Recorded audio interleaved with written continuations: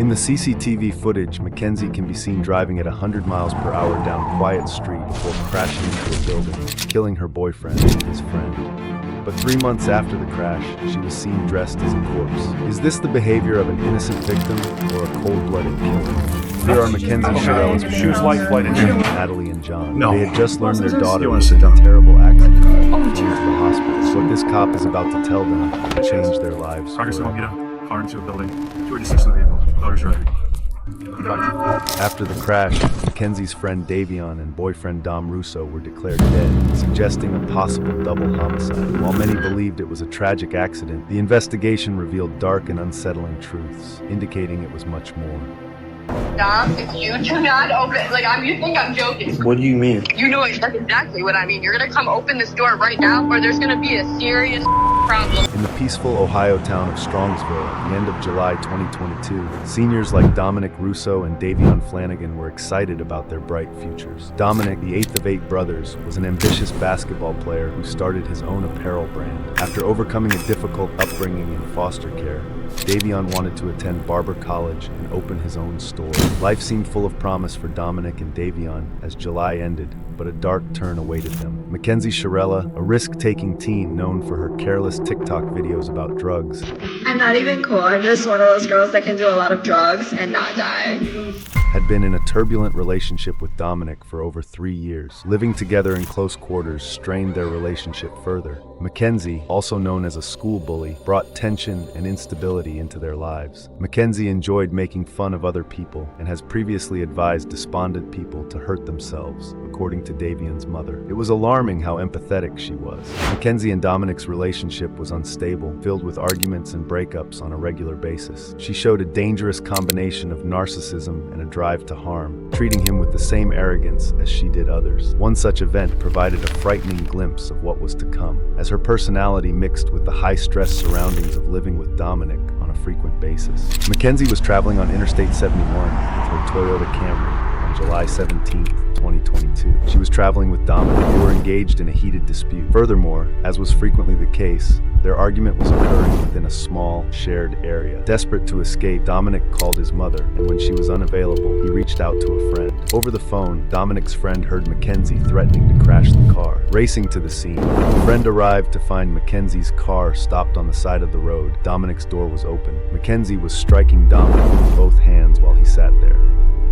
He observed at that time the defendant striking Dominic Russo with both hands, and that he overheard her make a statement, an admissible statement, and she said, "Dominic, I'm going to crash this car." In another incident that same month, Dominic recorded a heated argument where Mackenzie repeatedly degraded him. Tensions had clearly reached a breaking point. Living together had become unbearable for Dominic, who felt increasingly uncomfortable with her presence. Mackenzie threatened to key his car or break off the door handle if he didn't let her in. I'm gonna keep your car if you're not letting me in the house. You're gonna keep my car.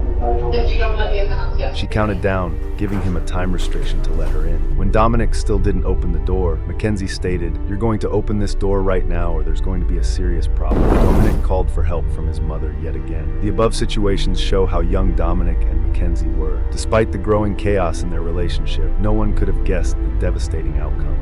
On July 31st, 2022, about 5:30 a.m., a car drove into a Strongsville building at 100 miles per hour. The Toyota Camry was carrying Dominic Russo and his companion Davion Flanagan. Its driver and owner was Mackenzie Shirilla. Dominic and Davion died on the scene. Mackenzie was discovered unconscious and not breathing. She was transported to a hospital in serious condition. To all appearances, this was a devastating accident that claimed the lives of 2 bright young high school graduates and put a third's life in risk. This is what the community believed. These kids are part of my heart. Of ours, we watched him grow up from this little scrawny kid to this big muscular football player, and he was really like a third son for me, so it was devastating. Each person involved in the incident has their own GoFundMe page set up. Family and friends gave to Dominic and Davion's memorial contributions, as well as Mackenzie's family's medical expenditures. As Mackenzie recovered, she wrote on Dominic's obituary page. Her remarks were sincere.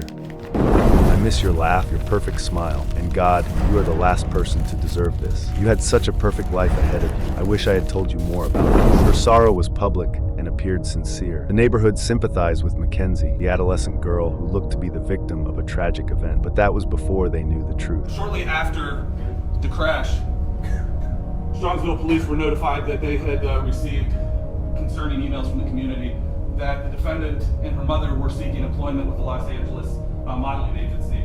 Mackenzie Shirilla said to Vitali, "Thank you for the comment. I would love to work with you guys. I've been emailing you guys a lot. Such a great opportunity. Thank you." Is there a date? There is not a date on this, Your Honor. Based on the investigation, it was delivered to the police while the defendant was still in the Metro Health Hospital. So it was during that time period she was in the hospital for several weeks. Shortly after being released from the hospital, the police were provided additional videos of the defendant from her wheelchair as she attended a concert down in the Flats. And again, Your Honor, I'm introducing these to the court to show the shocking lack of remorse. This was something that was being exhibited while the investigation was still going on, before she was charged and arrested in November of last year. And these were the sort of things that were coming to the police, and the shocking lack of remorse, coupled with the fact that the defendant was reported driving an automobile shortly after this event, that she was seen in Strongsville again driving a car. In spite of the fact that, as her mother testified, she got dizzy sometimes from a condition that she had to take salt pills for, in spite of the fact that it was in fact her mother who provided her with the car that she used to take Dominic and Davion's life. Halloween of last year, again, still before being charged, Mackenzie Shirilla celebrated Halloween with her. 12 weeks later, on October 31st, 2022, Mackenzie had recovered sufficiently to enjoy Halloween. She and her buddies went trick-or-treating dressed as corpses. Mackenzie looked virtually unrecognizable in a corset and thick makeup, unlike the devastated survivor of a horrible tragedy who had lost her partner only 3 months earlier. For the same occasion, she dressed as Drank, a mixture of cough medicine, alcohol, and a soft drink popular among youths. Her pal dressed like a joint. They glorified substance addiction and death, two aspects of her most recent trauma. The cops discovered indications of illegal narcotic in the smashed automobile. Mackenzie's blood, tested the morning after the collision, revealed THC levels that above the legal limit. This alone was plenty. Only 5 days after Mackenzie's extravagant Halloween outing, the authorities charged her with double homicide. The catastrophe that had ripped 3 families apart and shattered a close-knit community was now in doubt. Was it a thoughtless accident or a calculated murder? Mackenzie's lawyers claimed she lost control of the car. They speculated that as a teenager, she would have been easily overwhelmed by a hectic environment, leaving her unable to stop the car and save the lives of its people inside. The attorneys emphasized how prevalent dangerous driving is among young people. Is it Dominic grabbing the steering wheel? Is it Mackenzie maybe speeding and saying, "Oh my God, park out, it's late, I'm coming up to this, I better do something," and she goes like that to avoid an accident, not acting purposely, but in fact trying to avoid it? Is it sudden acceleration, panic? Portraying Mackenzie as unskilled and careless, but not a killer. They additionally cited her usage of illegal narcotic as something that led to the crash. At this time, no one denied that Mackenzie was somehow responsible for the disaster. During her recovery in the hospital, doctors observed that she displayed sentiments of sadness, regret, and humiliation for the tragedy. The patient stated she, open quote, wanted to die, close quote, and that it was her fault for killing her boyfriend.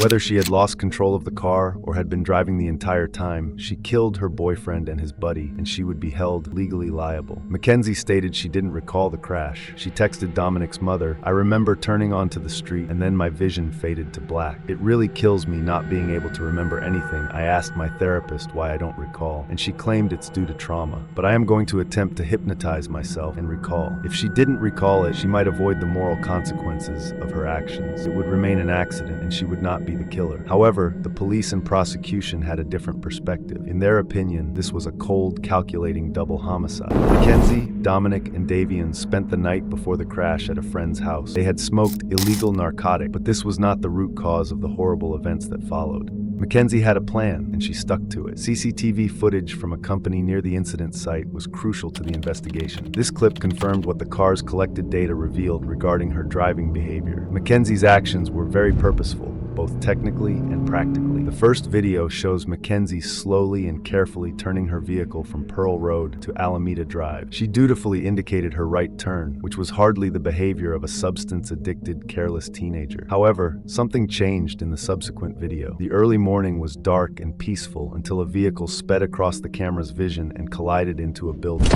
How could Mackenzie have gone from sober, cautious driving to slamming a wall at 100 miles per hour in such a short period of time? Mackenzie had already visited the Strongbill's Progress Drive Business Park and knew just where and when to hit the pedal, resulting in the tragic accident. Her mobile phone records showed that she had investigated the region a few days before the crash, indicating that it was deliberate. She chose the site and time early in the morning before any witnesses would be there.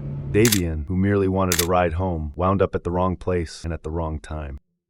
Mackenzie's strategy did not account for him. He was just an unintended victim of her planned scheme. Mackenzie ignored Davian's predicament and handled him as if he were just items. During her court testimony, the judge had to remind her about Davian's tragic passing while emphasizing her callous contempt for him. The judge referred to her as literal hell on wheels, showing her complete lack of empathy and the terrifying nature of her acts. This trial is a culmination of decisions made by one person, the defendant. Those decisions have forever altered the futures of 3 families, and of you also, Mackenzie. And your decisions forever robbed Dominic and Davian of the futures that they had before them. If there is one thing that can be taken away from this case, as painful as it is this. Every decision we make is important. Every action we make is important. Regardless of whether the decision is a good one or a bad one, or the actions are good or not, the result is the same. The consequences ripple through time and affect many more people than one might think at the time of the decision. In criminal cases, the state carries the greatest burden under our law, proof beyond a reasonable doubt. As I previously stated, I considered all the evidence presented, and at this point I would like to comment specifically on Exhibit 802, the crash video. This is the type of evidence you can never unsee. You can never forget the visual or audio of this exhibit. It is chilling and tragic. As you review that exhibit, you know that you are watching the oncoming deaths of 2 people, and there is nothing that will stop it. The video clearly shows the purpose and intent of the defendant. She chose a course of death and destruction that day. Exhibit 802 crystallizes the deadly decision-making of the defendant. She morphs from a responsible driver to literal hell on wheels as she makes her way down the street. Mackenzie alone made the decision to drive the car, to drive an obscure route, a route she visited a few days before, and a route not routinely taken by her. Mackenzie alone chose the time to make the drive early in the morning, when any reasonable person would expect that few people would be nearby to witness it or offer life-saving assistance. She made these decisions despite knowing, as any reasonable person would, that her mission of death could have involved others, not even in the car with her, other people, other cars, pedestrians. She had a mission, and she executed it with precision. The mission was death. Mackenzie alone decided to push the pedal to the floor and demand the ultimate speed of that vehicle to 90 to 100 miles per hour. She alone decided what was to be. Mackenzie decided death was the ultimate goal that day, and she alone made that decision for Dominic and Davian, and she continuously acted in a manner to achieve her purpose. Whether or not she intended to also kill herself is a matter of speculation, and of no relevance to the weight of the evidence in this case. The totality of the evidence clearly demonstrates that Mackenzie Shirilla acted purposely and intentionally. In the early morning hours of July 31st, 2022, her purpose was to kill Dominic Russo and Davian Flanagan. No reasonable fact finder could view the totality of this evidence in this case and come to any other conclusion. Her actions were controlled, methodical, deliberate, intentional, and purposeful. This was not reckless driving. This was murder. Court renders the following verdicts. Count 1. The court, having had count 1 tried to pursuant to waiver, finds the defendant, Mackenzie Shirilla, guilty of murder to wit Dominic Russo in violation of Ohio Revised Code Section 2903.02a is charged in count 1. Count 2. The court, having had count 2 tried to pursuant to waiver, finds the defendant, Mackenzie Shirilla, guilty of murder to wit Davian Flanagan in violation of Ohio Revised Code Section 29. The judge convicted Mackenzie of murder. Meanwhile, Mackenzie and her mother have maintained that she is innocent of murder. Can you start with your name? My name is Natalie Shirilla. I just want to say, am I allowed to address them at all? Sure. I just want to say to the families that I'm broken sad and lost, and my heart hurts for everyone, okay? Davian was her new friend, and Dom was the love of her life, and he was part of our family, okay? I'm just so sorry that this happened, and we're heartbroken, okay? And then, Your Honor, this was a terrible, tragic nightmare accident to have happened that she has no memory of, and she will never emotionally or physically recover from it. She almost died too, and we're asking that you please not run the sentence as consecutive. He was family, and we all loved each other. That morning of the accident, she called. I got a phone call that there was a car accident. Okay, so we went to the hospital, and I didn't even know who was in the car. The names had not been confirmed yet, and I'm gonna cry because I missed him so much. We loved him so much. So I called Dom, like over and over again, praying that he was gonna answer the phone, and he didn't answer the phone. So then I tried to call his mom, and she didn't answer the phone either. And I still didn't know who was in the car. I didn't even know if she was alive. I didn't know what was happening. So then we were in the waiting room. And then his mom she did call me. So I answered the phone and I was like, oh my God, like, I don't even know who was in the car. Like, what's happening? Was that Dom? And she said, what do you mean? My son is dead. And I was like, I'm so sorry. And then she said something like, and now I have to wait until your kid's out of the hospital. And then I didn't hear the rest. I was like, we loved him so much. And I hung up the phone. I did not talk about social media. I didn't even know what was going on yet. Okay. So then that was it. In the hospital, that Vitality post, I commented on that because somebody had called her a murderer, okay? And she's not a murderer, so she didn't even have her phone at that point because the police had still had it, okay? So I jumped on and I was like, you know, she's not a murderer. She's more sad than most of these people commenting. She's been trying to get in touch with you. I mean, at that point, it was just an accident. So I commented on her behalf, not because of the modeling opportunity. Who cares about that? I don't want them to refer to her as a murderer, okay?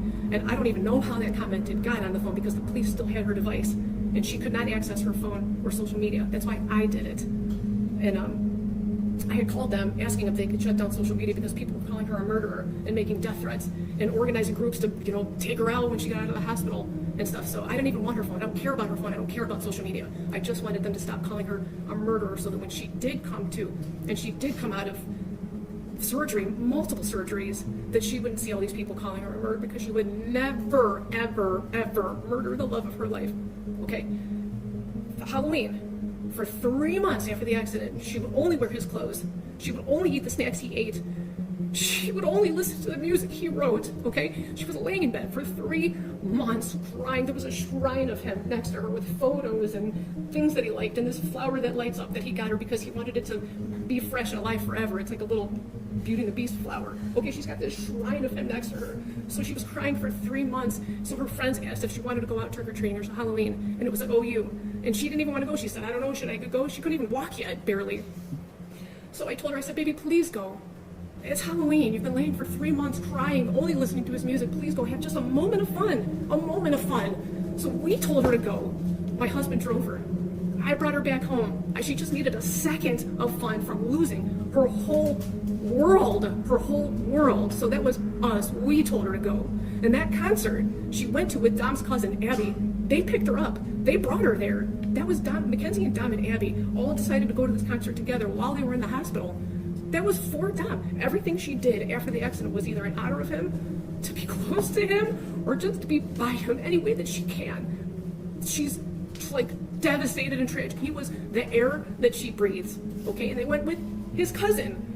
We spent all kinds of time with him after the accident. What was the other thing? I'm hearing an awful lot about your daughter. I'm not hearing very much about the two dead people. Dominic, okay, I'm asking you for leniency because this was a tragic accident that she does not remember. And Davian, he's a new friend. And I'm so sorry. What does that mean? His life is worthless? No. God, no, not at all. They all loved each other. They all spent every day together. You know what I mean? I don't know. Isn't that part of the problem, Mrs. Shirilla? Sorry? Isn't that part of the problem that they all trusted each other? Isn't that part of? It's not a problem at all. It was wonderful. A problem how they all ended up in the car together and two of them ended up dead. I understand. I understand what it looks like. I'm saying that it was a tragic accident. She would never. But we're going to have to disagree on that. I understand. Right. And I respect your position, but you disagree with me. I understand. But anyway, that's it. I just wanted to address those. We told her to go to those things, and then she did go with Dom's family. So look at that. Don't look at it with the. Look on that with different eyes if you can, please. Those things are not relevant. Not at all. Not at all. Not at all. But she's a good. If you would have a moment, all you would need is 5 minutes of a conversation to have with her to learn who she is, Just that you would just need 5 minutes to learn who she is and what she's capable of not doing and doing, and you would see for yourself. That's all. I'm so sorry, guys. I'm sorry. I love you. I hope one day you can see I would never let this happen or do it on purpose. I wish I could remember what happened. I'm just so sorry. I'm heartbroken. I love Dom and Davion. We were all friends and Dom was my soulmate. I wish I could take all your pain away. Mackenzie was convicted guilty of murder and condemned to 2 consecutive 15 to life sentences with a 15-year parole period. Some victims' families believed that the penalty was unjust considering the gravity of her conduct. What do you think? Is Mackenzie's sentence justice? Want to see more videos like this? Give it a thumbs up, subscribe, and share to let us know.